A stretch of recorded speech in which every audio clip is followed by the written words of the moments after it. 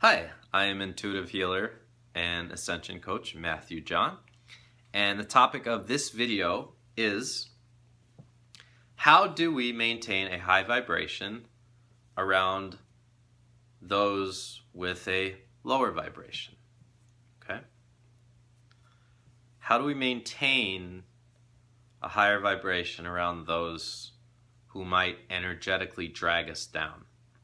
Okay?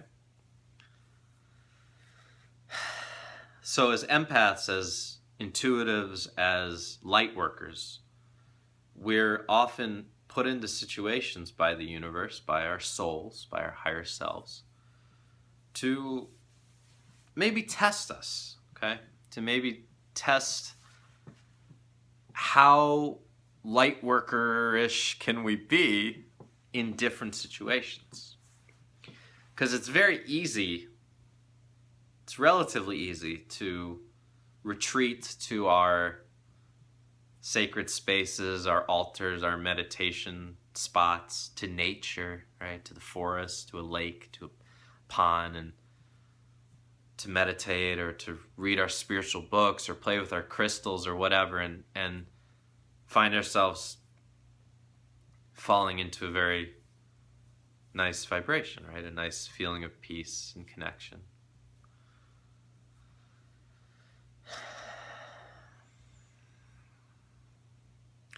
But on the same token, we might live with a partner who maybe is not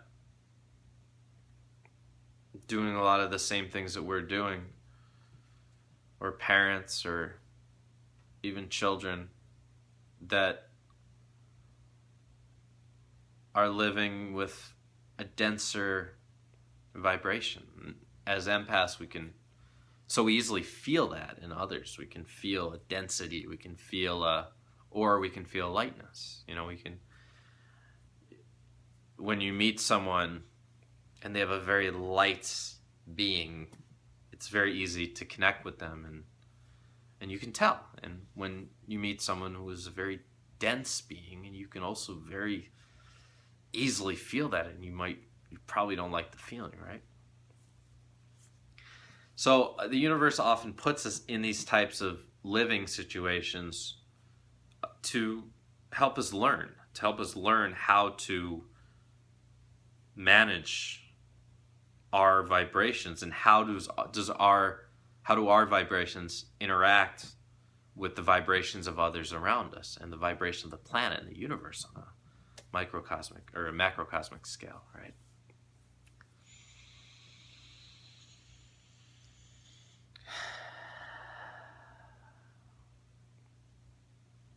So the basic thing here is the goal is not to maintain our vibration around others that might drag us down.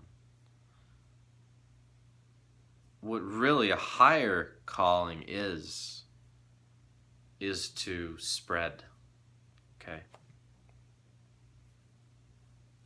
Is to be vulnerable, okay? Because oftentimes, as in our development, we might find our fields growing. We might find our fields to becoming very filled with light, right? Maybe we're meditating, we feel this just beautiful lightness, and then we go to the supermarket, right? 30 minutes later, and it's like, oh geez, there's all these different energy fields here at this supermarket now. Oh, I don't want my beautiful light worker energy field to be taken down by all these lower third dimensional energy fields, right? Ugh. It can be very easy to fall into that, and I've spent a lot of time in that type of paradigm, right? But it's not the highest paradigm. It's a step. It's a step on the journey, but it's not the highest paradigm, okay?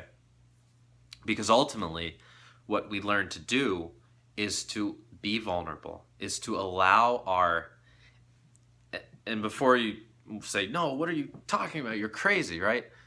Let me explain. So we allow ourselves to carry around a lot of light, to walk around with a high vibration, right? And let's talk about what does it mean to have a high vibration. Well, first of all, let's talk about what does it not mean to have a high vibration. What does it not mean to have a high vibration? Okay? Being 100% physically healthy does not mean you have a high vibration. It also doesn't mean you have a low vibration. Being physically ill does not mean you have a low vibration, okay? It doesn't mean you have a high vibration either, okay? Nothing physical, no physical ability or disability has any correlation to one's vibration. Nothing. None. Okay?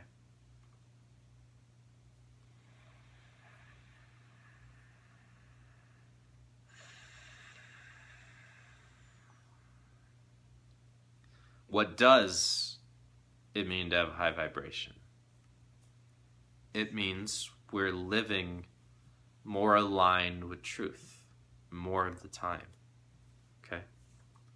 We're living more aligned with our spirit, with our source, with the all that is, with the innate knowingness within.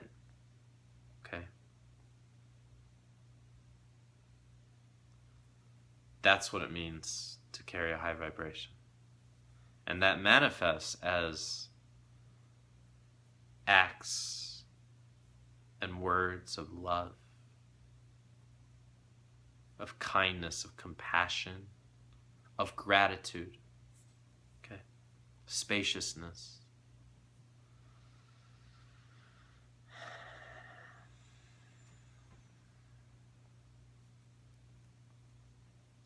You've all felt the difference between when you're carrying a higher vibration as to when you're carrying a bit of a lower vibration. Lower vibration manifests as fear, anxiety, right? Anger. Nothing lowers our vibration faster than getting angry at someone, right? As a clairvoyant, you can see when someone is yelling at another person. They're literally spewing toxins. They're spewing energetic just disease, just awful energy at this other person, who's then either absorbing it or deflecting it, or having their fields transmuted, which is the highest level, right? And that would be if you're not taking it personally, okay? Because as a beautiful light worker, you know, through your beautiful light worker energy, you can still be attacked, okay, by someone. You can still get yelled at for no reason or for some reason, right? But it's, if you're not taking what they're saying personally and you're not getting defensive, then your field will just transmute the energy, okay? If you're getting defensive, then the anger is deflecting off your field and going back at them, right? And this is just creating more, okay? Or if you're just taking it, if you're just shutting down and trying to defend yourself, you're going to end up taking in that energy, and then it's going to be inside you, and you're going to need to clear it out, right?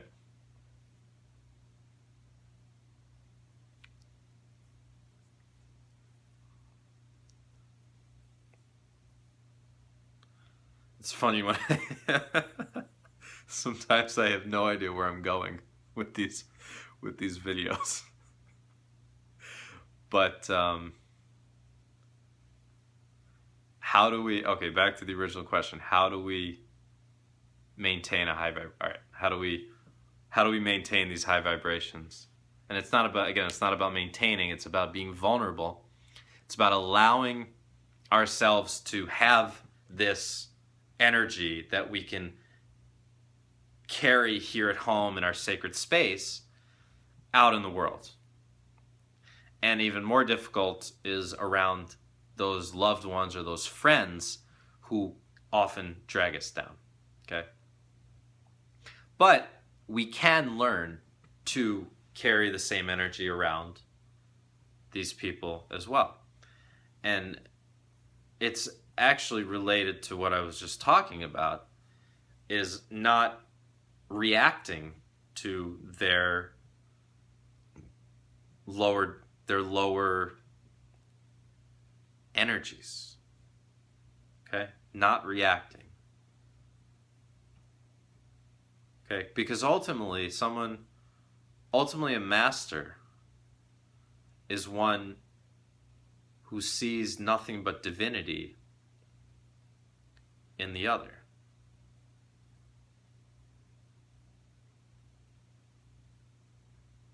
There's a story that I read the other day of the Buddha, and he was sitting under the Bodhi tree, I believe, or by a temple, somewhere. Somewhere nice, and he was sitting with his disciples, and a man came along, and he comes up to the Buddha and spits in his face, right, and starts spewing all this negativity at the Buddha. And the Buddha, being the master that he is, doesn't react at all. And in the end, he gives this man a blessing.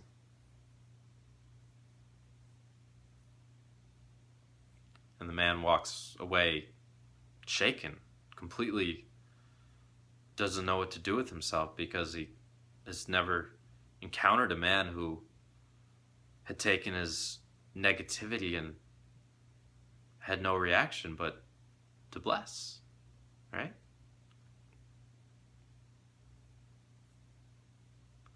So the man walks away, he's in tears because he doesn't know what just happened, right? And his disciples say, how could you react to that? How could you not react to that? This man spit at you, right? And the Buddha says, I don't know this man. This man might have heard bad things about me down the river. I don't know who he is. He doesn't know who I am. Why should I be angry with him? He was just doing what he thought was best. Something like this. I'm probably twisting the story a little bit because it's not in front of me, but this is the basic parable. And these disciples couldn't believe that the Buddha didn't react. So anyways, the man comes back the next day in tears, and he kisses the Buddha's feet and says, I'm so sorry, I cannot believe that I did that I spit at you, and I've never met someone who was so beautiful as you and so loving, and he's crying, and the Buddha again blesses him. It's the basic gist of the story, right? So the Buddha's non-reaction to the man coming into his field with this negative energy ended up actually transmuting this energy into something higher for this man. Okay? So in that same sense, we're often put into living situations, work situations, etc., where we are there to actually learn to maintain a higher state of being around people who are not yet at the level that we've reached. Okay? in order to help them, in order to help these people to raise their own fields. Okay? If we lower our own energies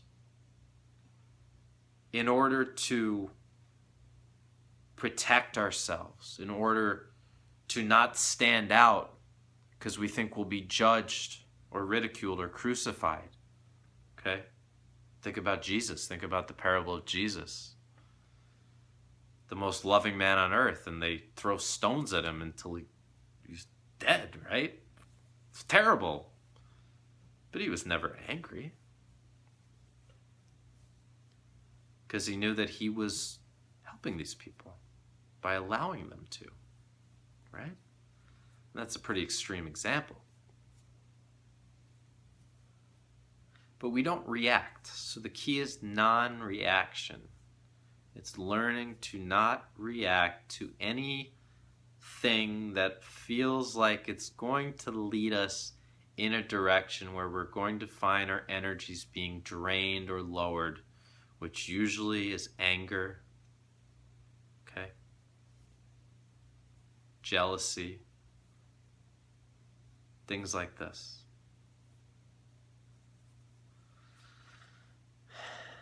And through non-reaction, whatever energy someone might be throwing at us ends up being transmuted into something higher. Now, of course, you would never allow yourself to be abused, ever. Ever, ever, ever, ever, ever. Okay?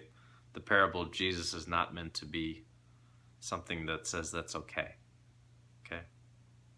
Your safety and your well-being is always the most important thing. But I'm talking about little things. Little things, someone's attitude, someone's negativity, someone's reactions, right? Are not as beautiful and loving and perfect as yours. Non-reaction. Okay. Maintaining your field, maintaining your energy. Staying within, staying at peace, while the other person does what they're going to do. As long as there's nothing verbally or physically abusive, of course, okay? And if there is, then you need to go somewhere else, okay? And then there's the other side to it, which is this person constantly draining my energies? And even though I try my hardest to maintain my high energy around them, they're still constantly draining my energies. And no matter what I try to do, I still find myself getting drawn into old patterns with them. Okay? And these are usually people that we have energetic cords with. These are parents, siblings, and partners. Okay? Sometimes friends as well. That we've cords, energetic cords, a lot of times coming from the solar plexus, okay? Sometimes from the heart, okay? Sometimes in our backs, okay? And these cords are an exchange of energy. Sometimes it's draining energy from both parties. Sometimes the energy of one person is being drained and being taken vampirically by the other person, okay? And when this is the case, it's often in our highest good to either spend less time with these people or this person, or find another place to live, find another partner. You know, these things aren't always immediately possible or convenient, but at the very least, spending less time around these people, and when we are with these people, intending to be non-reactive to no matter what arises, okay? And there's things that you'll learn especially with family and the people closest to you. You know there's certain triggers, okay? that they have, because you've been with them long enough. So you know there's certain triggers that are going to lead these people to eventually, if the past tells you how the present's going to be, to probably drain your energies, right? So avoid those triggers. Create new, happier points of reference with these people, right? Something worth trying. It's not easy. It's definitely not easy, and it's a very, very common theme among light workers, okay? Because often we do our own spiritual work, and just naturally as we're going through this ascension process, we find our energies becoming lighter, right? But many times those around us are not on the same path. They're not on the same ascension curve. Or if they are, they're at a place, well, everyone is, but they're at a place, they're in 3rd grade and we're in 8th grade, so to speak, right?